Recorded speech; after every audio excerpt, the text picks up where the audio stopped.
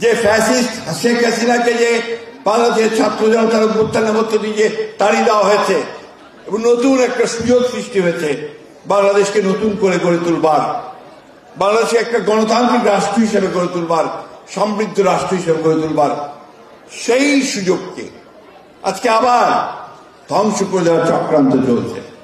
শেখ হাসিনা আশ্রয় নিয়েছেন সেই দিল্লিতে, ভারতে। সেখান থেকে তিনি চক্রান্ত করছেন, পরিকল্পনা করছেন যে কি করে এই গণ অভ্যুত্থানের এই বিজয়ের সমস্ত ফলাফলকে নস্যাৎ করে দেওয়া যায়। সেখান থেকে চক্রান্ত করছেন যে বাংলাদেশে কি করে আবার নৈরাজ্য সৃষ্টি করা যায়, একটা অস্থিতিশীল অবস্থা সৃষ্টি করা যায়। তারই চক্রান্ত আমরা দেখছি আজকে বিভিন্নভাবে বিভিন্ন পক্ষ থেকে একটা অস্থির অবস্থা সৃষ্টি করা হচ্ছে। আমি একটা কথা বলি, শেষ করব, যে এই সরকার অন্তর্বর্তীকালীন সরকার এবং ছাত্র জনতার বিপ্লবের মধ্য দিয়ে আসা একটি সরকার। প্রায় 2000 ছাত্র জনতার রক্তের উপর দিয়ে এই সরকার গঠিত হয়েছে। আমাদের প্রত্যেকের যে আশা, যে প্রত্যাশা, যে এই সরকার জনগণের সে আশা পূরণ করবে। এবং আমরা বারবার করে কথা বলে আসছি যে দেশে গণতান্ত্রিক ব্যবস্থা প্রতিষ্ঠা না করলে কোনো মতেই আমরা একটা স্থিতিশীল অবস্থা পাবো না। এবং সেই জন্যই আমরা বারবার করে বলেছি, সেই প্রথম থেকেই বলে আসছি ওই একটি কথাই, যে দেশে একটি প্রকৃতপক্ষে একটি নিরপেক্ষ নির্বাচনের মধ্য দিয়ে জনগণের সরকার প্রতিষ্ঠা করতে হবে। এবং এটার জন্যই আমাদের আন্দোলন করেছি দীর্ঘদিন ধরে। বন্ধুগণ, আজকে সেই জায়গায় বিভিন্ন রকম প্রশ্ন তুলে একটা নৈরাজ্যের দিকে দেশকে নিয়ে যাওয়ার চেষ্টা করা হচ্ছে, যাদেরকে না হচ্ছে। কিছু সংখ্যক মানুষ তারা অন্যায়ভাবে দেশকে, দেশের মানুষকে তারা আজকে বিক্ষুব্ধ করে তোলার চেষ্টা করছেন। বিভিন্নভাবে সবাইকে রাস্তায় নিয়ে আসার জড়ো করার চেষ্টা করছেন। এবং সে একই কায়দায় দেশে একটা নৈরাজ্য, একটা এনার্জি সৃষ্টি করার চেষ্টা করছেন। এটা কোনো মতেই বাংলাদেশের স্বাধীনতার জন্য শুভ নয়। এটা কোনো মতেই বাংলাদেশের গণতন্ত্রের জন্য শুভ নয়।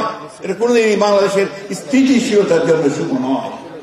আজকে আমি অনুরোধ করব, আমাদের বাংলাদেশ জাতীয়তাবাদী দলে রাজনীতি যারা বিশ্বাস করেন, যারা শহীদ জিয়ার আদর্শে বিশ্বাস করেন, যারা দেশনেত্রী বেগম খালেদা জিয়ার আদর্শে বিশ্বাস করেন, তারেক রহমানের নেতৃত্বে বিশ্বাস করেন, আপনারা ধৈর্য ধরবেন, আপনারা সবাই ঐক্যবদ্ধ থাকবেন। এবং সেই সঙ্গে সমগ্র দেশের মানুষকে আহ্বান জানাতে চাই যে আজকে এই কাদা ছড়াছড়ি বন্ধ করে, তর্ক বিতর্ক বন্ধ করে সবাই ঐক্যবদ্ধ থাকুন, যাতে করে ঐক্যবদ্ধ থাকার মধ্য দিয়ে আমরা একটা গণতান্ত্রিক জায়গায় পৌঁছতে পারি।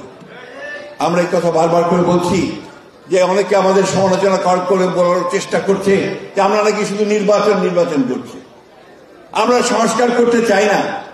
এত বড় মিথ্যা কথা, মিথ্যা প্রচারণা তারা চালাচ্ছে বিভিন্নভাবে, বিশেষ করে সোশ্যাল মিডিয়াতে, তাই না? কয়েকজন মানুষ, গুটিকতক মানুষ তারা টার্গেট করেছে বিএনপিকে, মিথ্যা প্রচারণা, অপপ্রচার করে বিএনপিকে হেয় প্রতিপন্ন করতে চায়। কারণ বিএনপি হচ্ছে সেই দল যারা এই দেশের স্বাধীনতা সার্বভৌমত্বকে রক্ষা করেছে অতীতে, এখনো পর্যন্ত। এই দেশের স্বাধীনতা তো নিয়ে এসেছে বিএনপির প্রতিষ্ঠাতা শহীদ প্রেসিডেন্ট জিয়া রহমান। গণতন্ত্রের সূচনা করেছেন শহীদ প্রেসিডেন্ট জিয়া রহমান। দেশনেত্রী বেগম খালেদা জিয়া দীর্ঘ 9 বছর সংগ্রাম করেছেন এই গণতন্ত্রের জন্য। আর নির্বাসিত হয়ে তারেক রহমান সাহেব আজকে সেই গণতন্ত্রের জন্য সংগ্রাম করেছেন। আমরা প্রায় 60 লক্ষ মানুষ মিথ্যা মামলায় জড়িত হয়েছি। আমাদের প্রায় 20,000-এর উপরে বেশি আমাদের নেতা কর্মী হত্যা করা হয়েছে। ইলিয়াস আলী সহ 700 জন অত্যন্ত দৃঢ়চেতা নেতাকে গুম করা হয়েছে। আপনারা আয়নাঘর সবাই দেখেছেন, তাই না? এই আয়নাঘরে দেখুন আমাদের কত ছেলেকে ধরে নিয়ে গেছে আয়নাঘরে, গুম হয়েছে কতজন, তার মধ্যে দেখবেন 90% হচ্ছে বিএনপির লোক ছিল। আমি বক্তব্য শেষ করব আপনাদের কাছে এই আহ্বান জানিয়ে, আজকের এই শোকাবহ দিনে আসুন আমরা সবাই ঐক্যবদ্ধ হই।